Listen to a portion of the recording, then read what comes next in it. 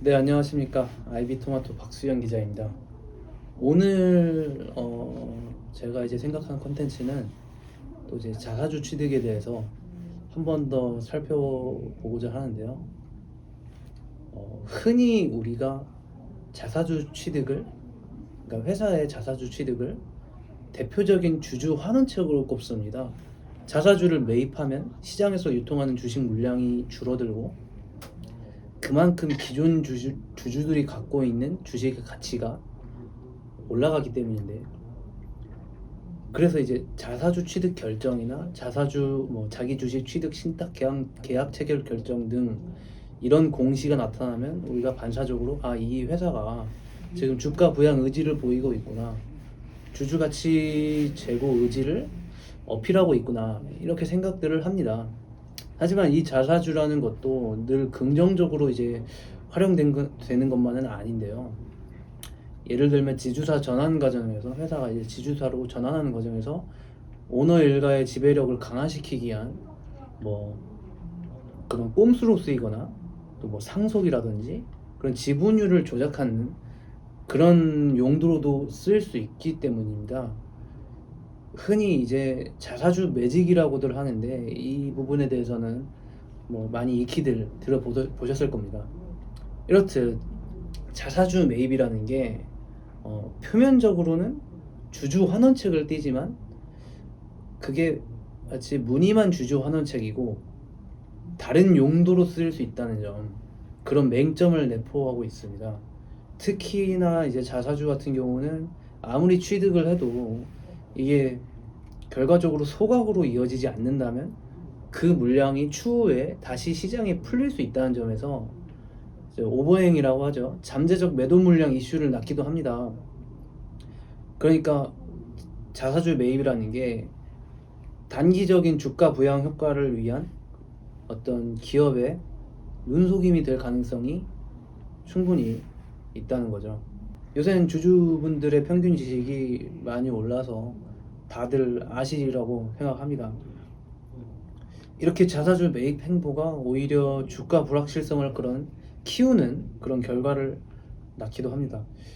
오늘은 LPG 차량용 부품을 생산하는 코스피 상장사 모토닉이라는 기업을 살펴보도록 할 텐데요. 제가 이 기업의 최근 공시를 봤는데, 이것이 자사주 취득 신탁 계약 연장을 결정을 했더라고요. 이렇게 12월 9일날 공시를 냈는데, 살펴보면 계약 기간이 무려 작년 12월 14일부터 이달 13일까지 1년입니다. 그러니까 1년 연장한 셈인데, 이게 말이 연장이지 사실상 1년치 계약이 13일부로 끝나자마자 하루 만에 새로운 1년치 신탁 계약을 체결한 겁니다. 그런데 이 자사주 취득 신고서의 최초 제출일이 보면은 2017년 12월 15일입니다. 2017년 12월 5일 공시로 넘어가 보면 최초 50억 원어치의 자사주 취득을 하겠다고 공시를 하고, 매년 이맘때가 되면 연장 계약을 공시했습니다. 2018년 12월, 19년 12월, 20년 12월, 작년 12월에도 했고요. 횟수로는 올해 공시가 6번째예요.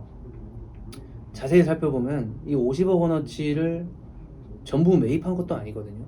기말 수량이 1078만 6,485주였습니다. 그리고 1년 뒤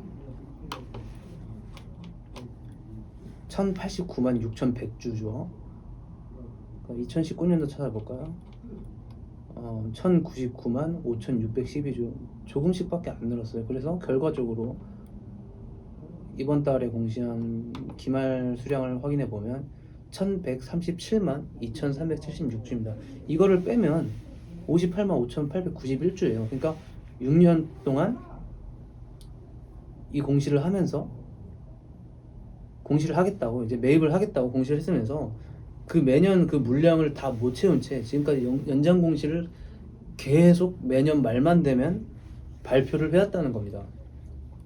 더 재밌는 사실은 이 회사의 공시를 살펴보면 자사주 취득 신탁 계약을 최초 체결했던 게 2017년이 아니에요.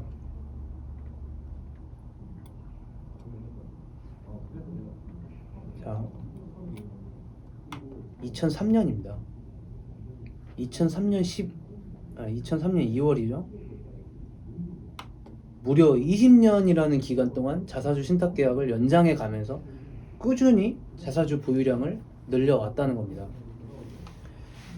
그래서 이게 뭐 신탁 계약을 연장하든 말든 어쨌든 자사주를 꾸준히 확보를 해온 거니까 그건 그거대로 좋은 거 아니냐, 나쁜 게 아니지 않냐, 이렇게 생각을 하실 수 있어요. 그런데 이렇게 내부에만 소중히 모아놓고 소각을 안 하고 있다 보니까 이게 썩 주식가치의 긍정적인 모양새는 아닙니다. 이제 앞서 말했듯 소각하지 않은 자사주는 시장에 다시 풀릴 가능성이 있는 잠재적 매도 물량이거든요. 이게 단순히 기존 주식 가치가 희석될 수 있다는 그런 뭐 오버행 이슈만을 암시하는 게 아니라 이제 의결권이 없는 자사주 주식 특성상 회사 주식 유동성을 깎아내리기도 한다는 건데, 이 점에 대해서 한번 살펴보면 결과적으로 여기 모토닉의 주식 유동 비율이 26.71%밖에 안 돼요. 유동 주식이라는 게 뭐냐면은 단어 그대로 이제 시장에서 거래되는 주식을 말하는 건데, 총 발행 주식에서 거래되지 않는 뭐 특수관계자 보유 주식이라든지 그런 비공개 주식을 뺀 나머지 주식을 말하는 거예요. 근데 일반적으로 유동 비율이, 주식 유동 비율이 낮은 주식은 유동 비율이 큰 주식보다 변동성이 더 클 수밖에 없어요. 시장에서 거래되는 주식이 적을수록 이제 매수하거나 매도하는 물량이 적어서 거래 체결이 더 어려울 수 있기 때문이죠. 따라서 유동 비율이 낮은 주식은 거래량이 감소하는 경우도 많습니다. 근데 이 거래량이 적다는 게 의미하는 게 뭘까요? 주가를 올릴 수 있는 동력이 부족할 수 있다는 걸 의미하는 겁니다. 이렇다 보니까 모토닉의 자사주 취득 발표가 정말 이렇게 수많은 자사주 취득이 문의는 주가 안정을 띠고 있지만 다소 믿음이 떨어질 수밖에 없다고 생각해요. 이제 소각이 없이 매입만 이어온 결과가 결국 전체 주식 유동 비율을 깎아내리고 결과적으로 거래를 부진하게 해서 주가 상승의 동력마저 잃는 결과가 나타나는 거죠. 정말 자사주 취득이라는 게 아무리 이렇게 많아도, 그런 결정을 아무리 발표를 해도 유명무실해질 수 있다는 거예요.